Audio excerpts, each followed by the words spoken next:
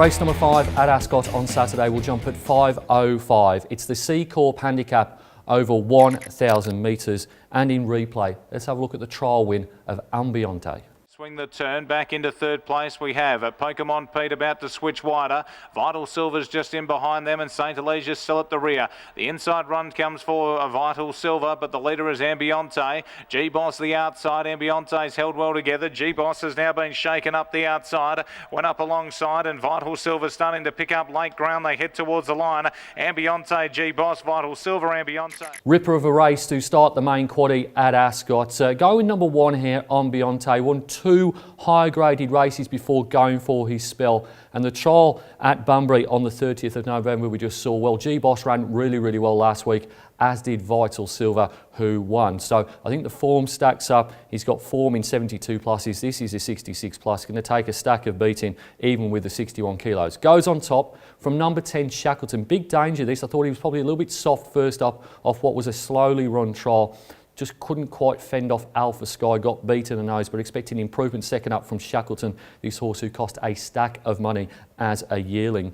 Another danger is number 7 Double Jeopardy, another horse that used to be on the East Coast. I thought he made a pretty pleasing WA debut in spite of slipping on jumping and settling in midfield last time out. He gets gate number 1 here. I wouldn't be at all surprised if he's pretty near to the front.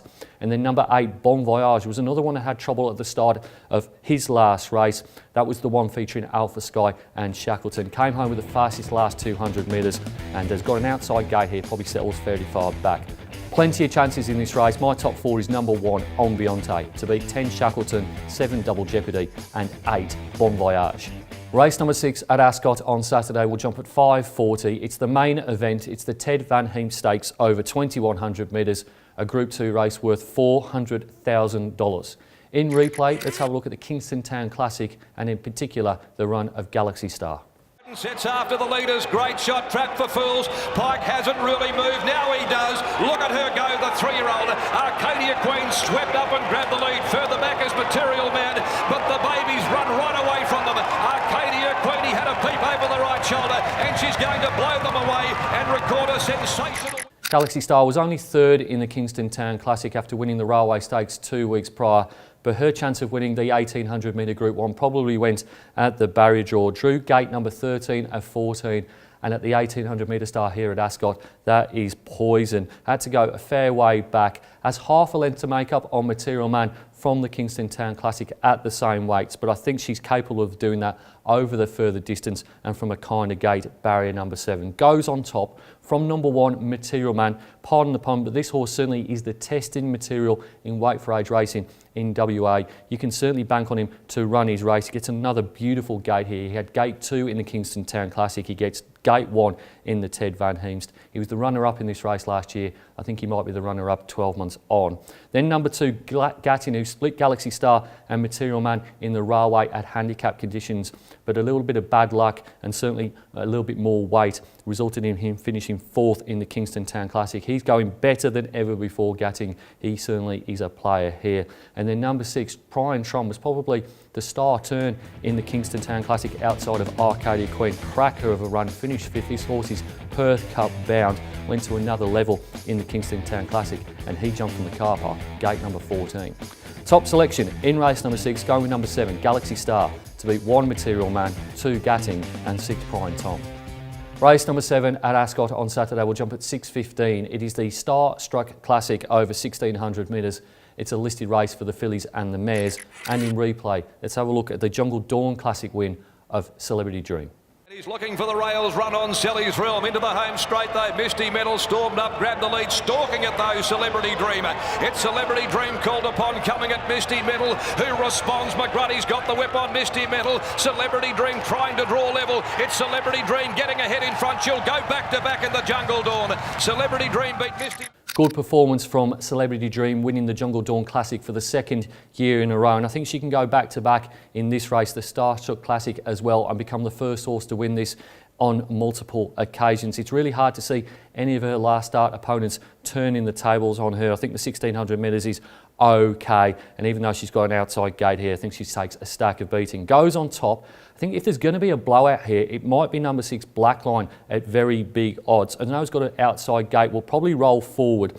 Did one over the 1600 metres 2 starts ago, beating Reveille in 72 plus grade. And then Simon Miller stretched her out to 1800 metres last start when behind Juicing Carrots. That was probably too far, but if there is an opportunity for a horse to cause a bit of an upset here, I think it might be Blackline if she can get everybody else chasing. Number 3, Fontainebleau, comes out of the same race as Celebrity Dream. Has got 2.5 lengths to turn around on. Goes to the line at the same speed as Celebrity Dream in that last race, so it is hard to see her turn in the tables.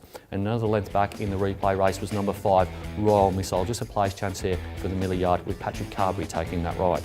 Top selection in race number 7, going with number 1, Celebrity Dream, to beat 6 Blackline, 3 Fontainebleau and 5 Royal Missile.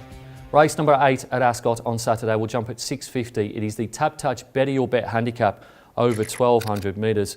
In replay, let's have a look at the last start win of Beat the Devil.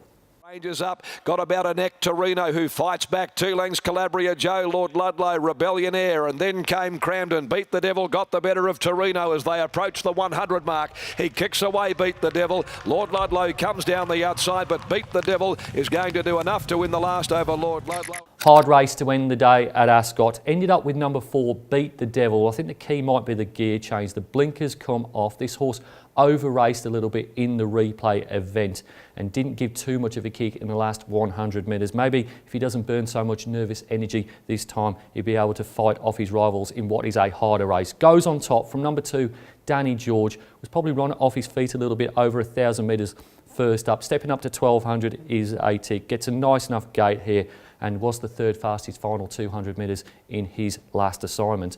Also coming out of that race is number 9, Princess Zelda.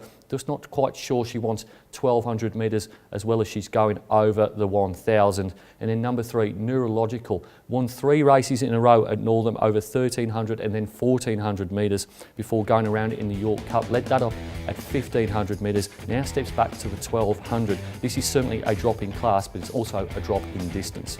Top selection in race number 8, going with number 4, Beat the Devil, to beat 2, Danny George, 9, Princess Zelda and 3, Neurological. It's now time to nominate my best bets on the Ascot card. Going in race number 3, number 1, Angelic Ruler. She was mightily impressive 7 days ago. I think she can go back to back. And in race number 6, number 7, Galaxy Star, to win the Group 2 Ted Van Heem Stakes. It's easy to stay up to date with everything that's happening at Perth Racing. You can log onto our website or you can follow us on one of our social media channels. Until next time, bye for now.